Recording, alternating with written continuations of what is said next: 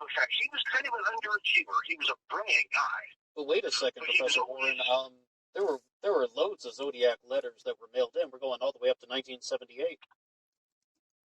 Well, those look like they're different handwriting. Those look like now some of them might be, and some of them like the letter about the movie The Exorcist. That looks like Hal's handwriting.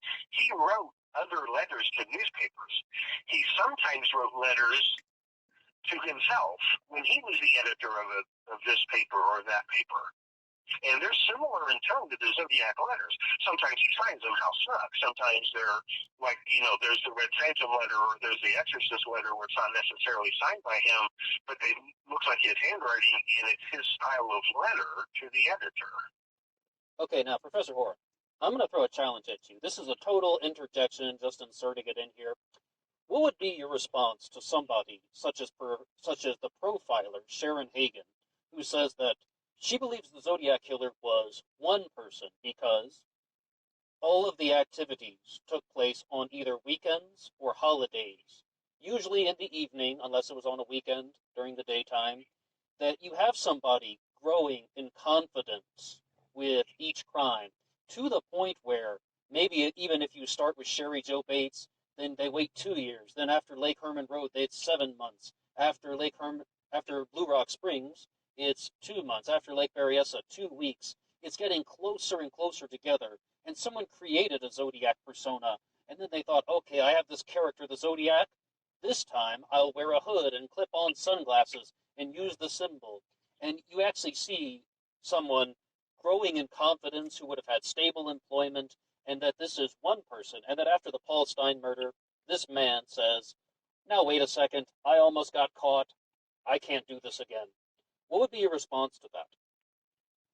Well, if there weren't any other evidence, that might be plausible. The problem is fingerprints with eyewitness descriptions and the fact that some of these killings, especially like Lake Berryessa, yes, there is also such a thing as a copycat, and they're very common. There were other copycat crimes at that time, but the one that people think is so convincing is Lake Berryessa because he supposedly wore this costume that he wouldn't have known how to make unless he was the killer. But it turns out that all the information, his costume, the information he wrote on the car door, all of that had been published in the newspapers, and Grace Smith said it wasn't. But so between the fingerprints, the witness descriptions, and the fact that copycats could have gotten information from the newspapers to do what they did, tends to, Well, you say that the killer at Lake Berryessa didn't need to get it from the newspaper. He could have gotten it directly from Hal Snook himself, right? Now that is possible because they did know each other. Right. And it's interesting because Hal was not the lead investigator in that murder. That was Donald Townsend.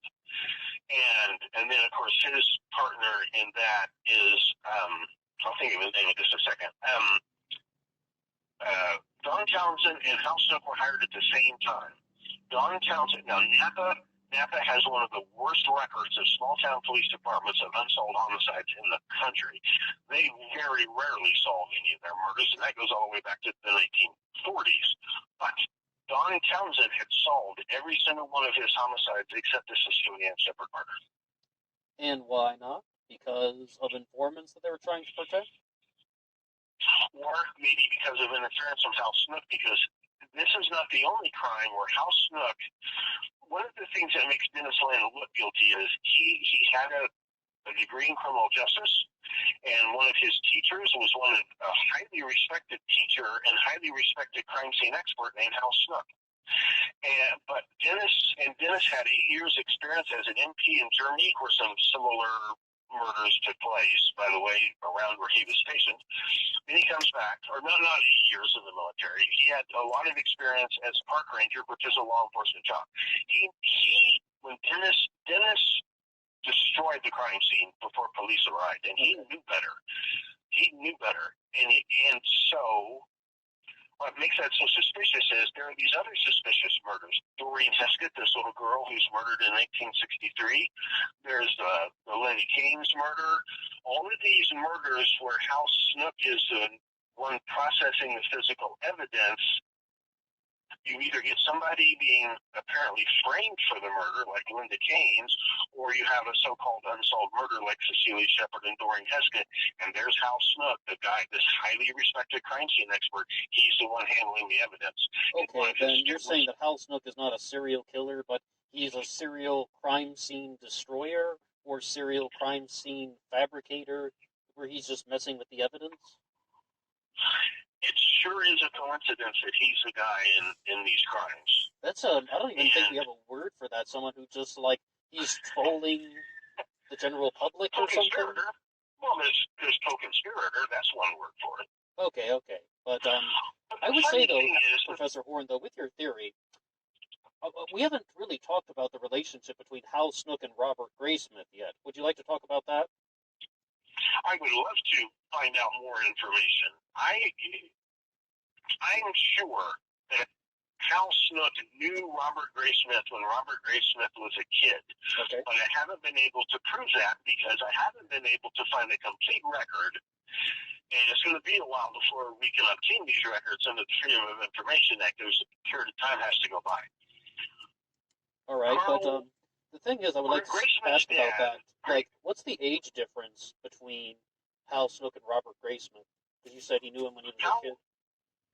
Hal was born in 1925, and Robert Graysmith was born in 1942.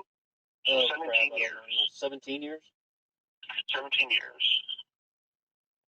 Okay. And Robert Graysmith learned how to do his job at a very young age. He was 12 years old. He was already working at the biggest newspaper in the Stars and Stripes, the military newspapers in the Pacific Theater. 12 years old, he went to work for the Tachikawa Marauder, which was the biggest newspaper put out by Stars and Stripes in the Pacific. And he was doing all the jobs. He was doing illustration. He was doing camera work. He was covering the sports desk. And somebody taught him how to do all those things. And the perfect guy to teach him how to do all these things would have been Air Force Lieutenant Hal Snook, because after Hal graduates from college, goes in the newspaper business, that's not working out, and he's called back for Korea. He's got a college degree, so he goes to Officer Candidate School. No, he went Air Force ROTC when he's in college. So he eventually goes in during the Korean War. He goes in as a second lieutenant, but he's passed over for promotion, so he gets back out again. He was stationed at Lowry Air Force Base. If I could prove that Lieutenant Colonel Robert Smith Sr. was stationed at Lowry Air Force Base between 1952 and 1954, I could prove that Hal probably knew Robert Graysmith. Or at least they would be in the same place at the same time in the very close proximity, right? And could have been the guy who taught little Bobby how to do all that work at a newspaper, because Hal could do everything in a newspaper that Robert. Okay, sure. But if I recall from reading your book, Robert Graysmith goes on to compose the ciphers himself then, right? His own profile in the book of who the Zodiac would have been, all the skills he had, all the equipment he owned, of course that fits Robert Graysmith perfectly. And it's pretty clear that the handwriting on the ciphers is completely different from the handwriting on the letters. So it looks like, and then the later letters that come in, there's a third person. So it looks like there were three people, and there's a very good chance that Graysmith is one of those three people. Now, can I prove that? No. Can I prove that Hal Snook wrote the letters? Yes. Can I prove that Robert Graysmith was an active participant in this? No. But you state though in your book though that sort of final line of the 408 cipher that's just a bunch of letters that doesn't seem to make any sense at all. You say that reveals Robert Graysmith, right, or Robert Smith, right? Right. He says in his book that spells Robert Emmett the hippie, but it doesn't. It spells Robert Smith II. But like, if you actually decode it, then it can say, or you separate the letters in a certain way. It does say Robert Emmett the hippie, right? Well, not as closely as it says Colbert E. Smith II, which Okay. would be, and what I think is interesting is Gray Smith himself supposedly never noticed it. And that's one reason why maybe he changed his name before he published his book, because people wouldn't know that his name shows up in that anagram in the far Well, he right. must have done it intentionally, right? Maybe. I mean, I can't say that I can prove how Snook wrote the letters. Okay. You're saying maybe because you are not 100% certain. Because I mean, I got to tell you, when I was reading your book, I was like, well, it doesn't actually say Robert Smith there. I mean, it says Ropet Emmett, and Ropet is Ropet, right? No, you can spell Colbert with a P. His real name is Robert G. Smith II, Sure. and you can take that anagram and spell Colbert E. Smith II. That's a lot more convincing than Robert Emmett the hippie. Yeah, because I mean, a lot of people have their own theories about like what that line could mean, and I mean, some people out there, and I know they aren't the most credible. They simply say that it's just meaningless. It's meant to keep you guessing until the end of time. But I mean, we're always open to new maybe that's possibilities. true. Maybe that's true. No one has cracked the 340, the second cryptogram that was sent in. Does it have any meaning, Now, or do you think that that's just something that's meant to be unsolved forever? well, getting back to the question is, why would somebody like Hal Snook do all of this? There's a possibility, and that possibility is that the cryptograms are they are addressed to somebody in particular. Who's that? That somebody, well, we don't know, but they may be addressed to some person or group of people, because Hal was trained to do this stuff. He was trained to put out, coded messages for guerrilla undergrounds, and maybe he didn't do that very much during the war, but he was trained to do it. That these coded messages, and the reason for writing the letters was to demand the newspapers publish those ciphers. He never demanded that the letters be published, only the ciphers, and one paragraph of one letter. That's all. Those letters, he took that risk of writing those letters to get those cryptograms published in the newspaper. Why? Were they coded messages to someone? Because it turns out that Hal knew some people, right, in the Civil Air Patrol and the CIA. He knew Tony Poe. Do you know who Tony Poe is? The CIA guy in Vietnam. Some people say he's a real life Colonel Kurtz, Anthony Persephone. He's this guy that the character of Colonel Kurtz in Apocalypse Now might be partly based on. He's a real guy. He was assigned. He and Hal, they didn't go to the same high school, but they played high school sports against each other, and then they did similar stuff in the war, and then after the war, they're in the exact same program and probably were roommates at San Jose State University. And Tony joins, and Tony joins the CIA, and he goes to the Korean War, and then he goes to the Vietnam War, and he's working with these Cambodian guerrillas who are financing their operations by manufacturing and selling heroin. And Tony Poe, and it's this General Vang Pao. Tony Poe is upset by the fact that General Pao and some other CIA officers are lining their pockets with some of this money. He's not opposed to them doing what they got to do because the Congress won't fund them. So, and they're trying to fight the communists. So, but he's blowing the whistle on these guys making money. So, in November of 1969, Tony's yanked out of Cambodia and he's stuck behind a desk in Thailand for the rest of his career. It's possible, and we could do 3 hours on this. It's possible because those letters also point out other corruption going on among narcotics officers in the San Francisco Bay Area. So it is possible that those letters had something to do. He was actually communicating with Tony Poe in Cambodia, because Tony Poe had a subscription to the San Francisco Chronicle. She had it sent to him in Cambodia. That they're communicating back and forth. Oh, you think that an operation? You mean it's possible that was like it's a secret message that is meant to be sent to Tony Poe? To Tony Poe, because there would be any other way of trying to communicate with Tony Poe. Well, his superiors would notice, right? But if some weird letter published on the front page of the San Francisco Chronicle. How would the rest of the guys in the CIA know that? But Tony Poe would recognize it. But was Hal Snook ever in the CIA? He had told friends he knew people in the CIA. And I always wondered why he didn't join the CIA. But he told people he had friends in the CIA, and he definitely knew Tony Poe.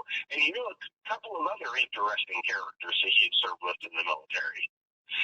And so I think it's possible that because the CIA had told these closed-door... Are we going down the CIA operative route, like maybe Hal Snook's the CIA operative, and then it's starting to get a little bit conspiratorial? No, I don't think so. No?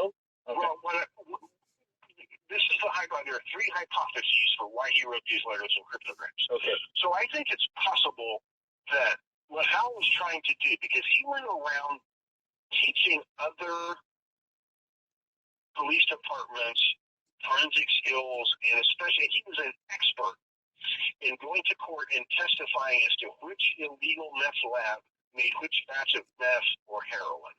He was an expert on the chemistry of narcotics. And all the way through those letters, there are a lot of so-called misspelled words that are actually correctly spelled names of chemicals, and names of chemicals that you use to make explosives and drugs. And these letters and cryptograms might have been a way of communicating with Tony Poe to like a sting operation, because the CIA had told congressional committees that the heroin being manufactured by Vang Pals along the roads was not being sold on the streets of the United States. It was going someplace else. And they said, okay.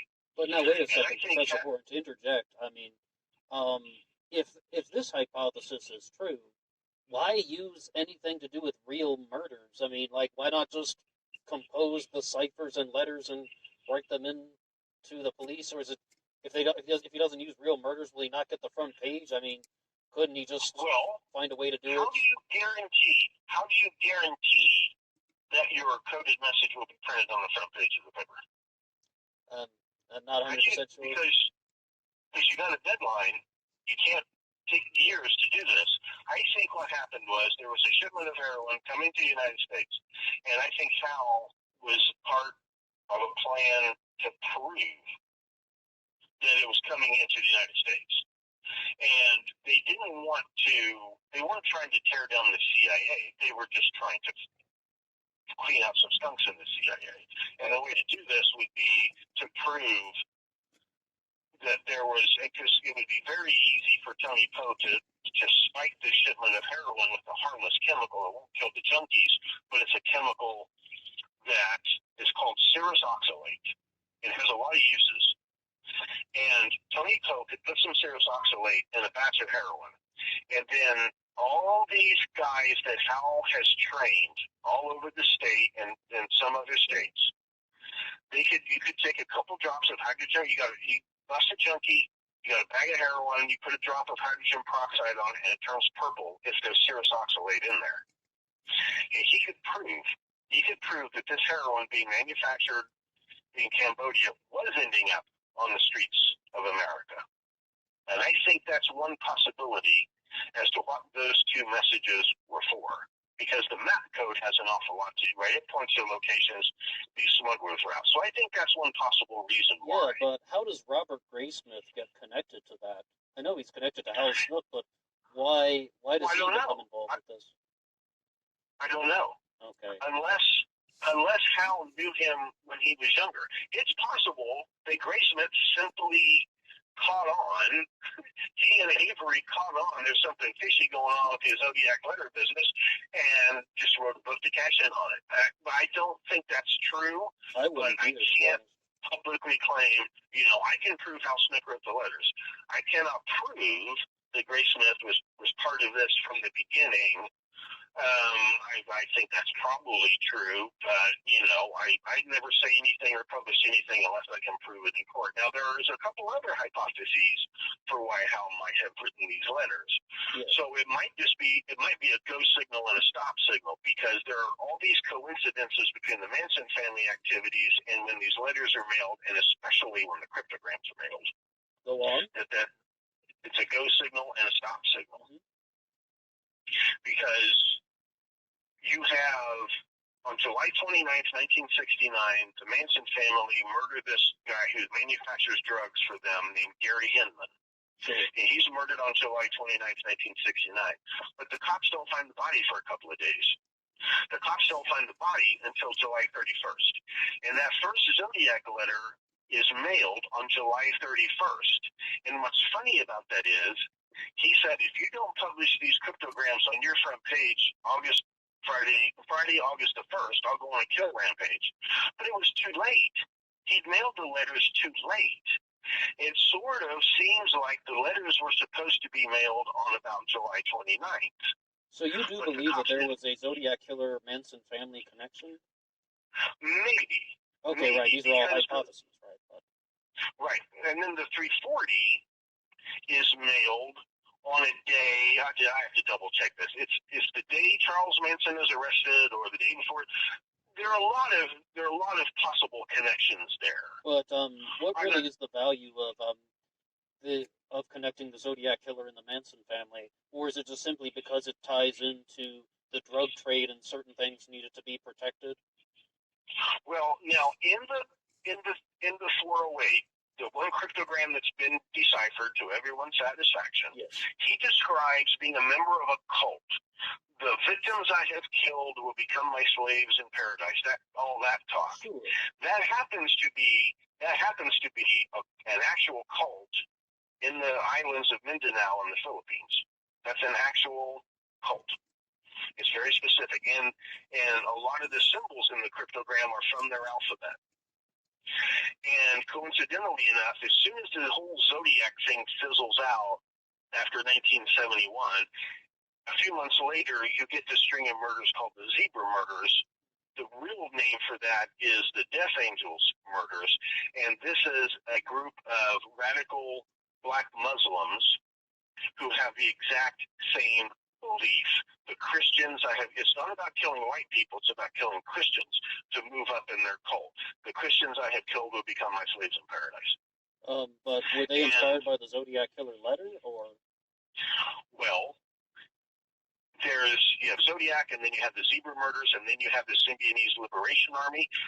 The guy the number one guy convicted for the Zebra murders and leading this group of assassins, he did time in the same prison with Charles Manson, and they even have the same prison shrink. And this prison shrink was one of the shrinks who worked in MK Ultra. Oh my gosh.